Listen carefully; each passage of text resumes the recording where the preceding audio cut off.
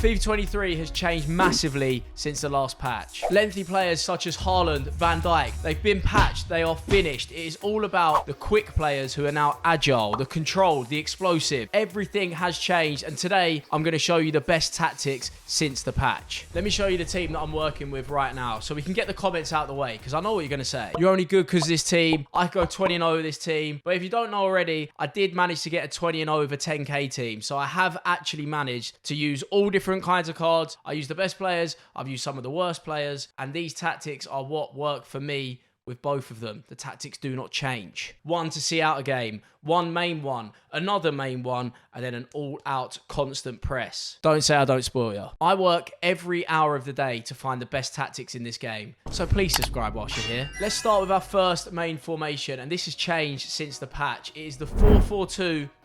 Now, if you watched me in FIFA 21, it was my favourite formation, and it might just be back in FIFA 23. Something that I've changed to because of the new meta, and this is how we're playing it. Defensive style balanced, width is 35. We're trying to make it as narrow as possible. Don't know if that looks weird, but narrow as possible. Depth at 58. I don't want it too high because of the through balls. We all know through balls are unbelievable at the minute, and they said they patched them. They haven't. Oh, really? You can still get the right angles. They still work, so you can't have the depth too high on this formation.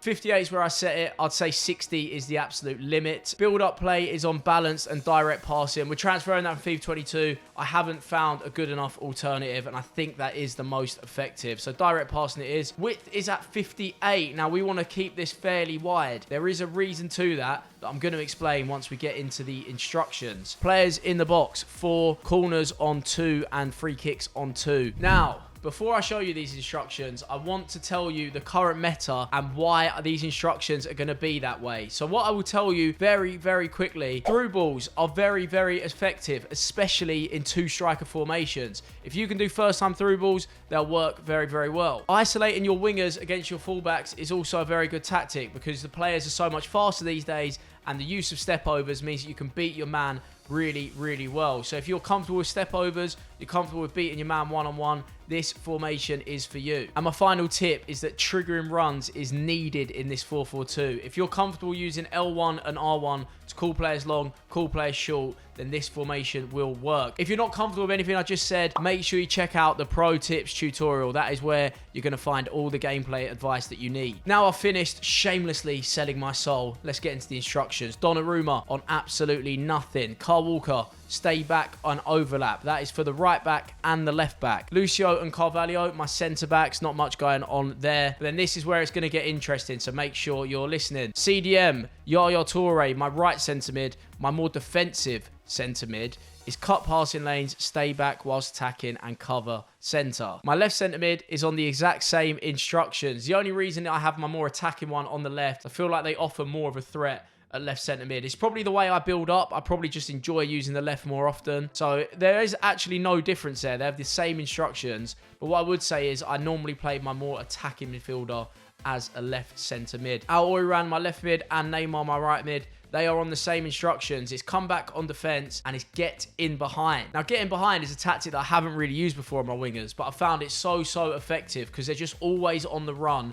and they're always pinning back the opposition defense. So definitely try with getting behind, come back on defense, and the strikers are on stay central and nothing else. The reason they're on basic defensive support is because if I ever want to bring them back, I use the striker drop back on the D-pad tactic instead. I don't want to use striker drop back from the very start. Could be a little bit negative. I'd rather see how the game plays out in the first 10 minutes and then decide whether I need it on. Now, the second main formation is the 4-1-2-1-2. I'm giving you this as an alternative to all my people that love the last one, which was the 4-3-2-1. This is very, very similar to how to play it. I will tell you how to play it in the instructions, but firstly, let's walk through the main tactic. It is balanced, 35 width, we're keeping it narrow again, depth at 60, balance, direct passing, width at 45 in attack, so not as wide, because obviously we are playing a narrow formation. Players in box 4, corners 2, free kicks 2. So before we get into the instructions, let me tell you how the 4-1-2-1-2 works. This is for people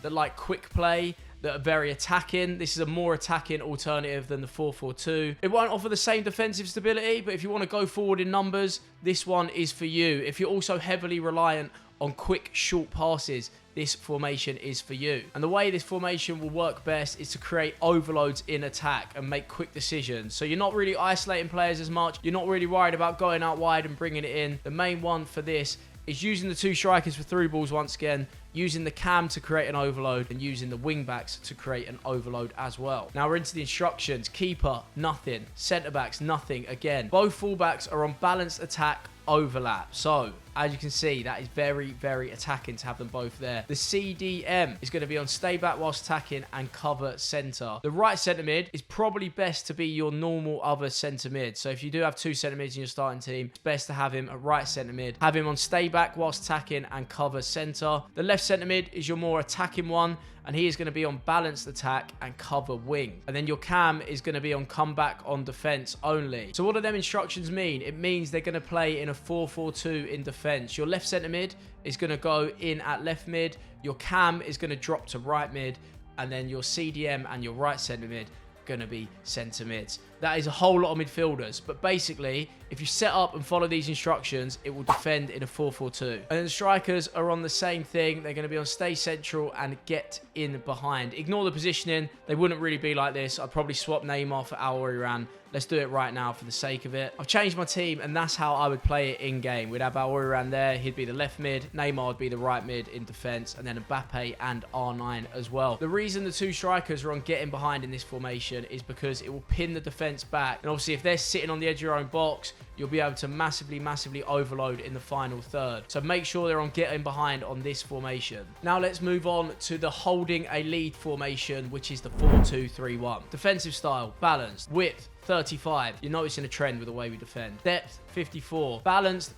The reason the attack is not on direct passing is because we're trying to keep the ball now. I don't need everyone running in behind. We are trying to keep the ball. Width at 55. You want your wingers fairly out wide. Players in the box 3. Corners 1. Free kicks 1. Let me give you some quick tips on how we're going to use this formation to see out a lead. So the main aim of it is obviously defensive stability, because everyone is going to be able to defend in this formation. It's one of the more defensive formations on the game. The way to get out the press is using the wingers as much as possible. Your right attacking mid and your left attacking mid are going to be so important. One thing I would also recommend in that is if you have tall subs, play them out wide, because whenever you're stuck, you can just kick it out wide to them. They'll win the header and get rid of that pressure. The other tip I want to give you on this formation is don't just press pass whenever you see it. Sometimes when you constant press, you just pass.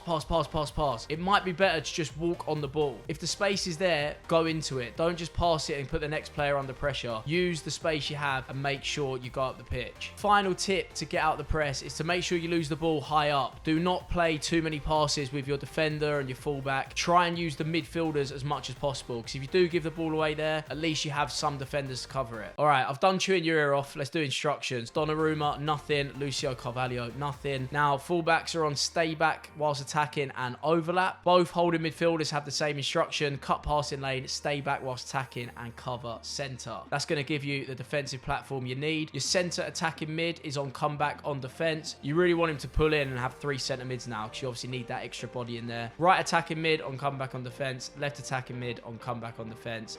And then the striker is on comeback on defense and drift wide. Drift wide is very important for this formation. It means the striker will run to the right side and he'll run to the left side as well. Some would call that drifting wide. I don't know why I've made that so complicated, but you get the gist. You're using the wingers. You're going to have a lot of people defending, and it is better than the 5-back because it doesn't invite pressure as much. The final formation is the kitchen sink formation, the 4-2-4. This is used when you are chasing a lead. Main tactic, constant press, 50 width, 80 depth. Fast build up, direct passing. They are going to be running all over the shop. Width is 50. Players in the box, I've got a 7, but you can put it all the way up if you want. Corners 4 and free kicks 4. A few tips on how to play the 4-2-4. You want to use your wide players. Make sure your wingers get involved as well, and basically try and create overloads all over the pitch. You've got the 2 strikers. You've got wingers playing as strikers. Your fullbacks are going to be bombing on as well. So use the wing backs. Try not using the centre mids too much. Try and get it to the front four as soon as possible. And basically just go all out for it. There isn't as much logic applied when you're chasing a lead late in the game. So let's do the instructions. Nothing on the centre back and the two keepers as usual. Kyle Walker, or your right back, is on join the attack, overlap, and same for the left back. They're now going all out with you. The centre mids are both on balanced and cover wing. There is logic behind this one. I don't have them on get forward because I don't want them going past my strikers all the time because you're just not going to have any options then. So balance keeps them in a good spot. Then also cover wing is important because if the player is time wasting out wide, he's using his wingers. You want your centre mids to get out there. I do think cover wing is very, very important for that one. The right attacking mid is on getting behind, get into the box for cross. Same for the left attacking mid as well. And two strikers, stay central, get in behind and stay forward. Kind of similar logic to the 4-1-2-1-2 where you're trying to pin them back as deep as possible. So the getting behind works on all four of them. And obviously they're on stay forward just to occupy the centre backs as well. There you go. That's my 4 tactics that I use in FIFA 23. Please don't ever ask me for my tactics ever again. Thank you.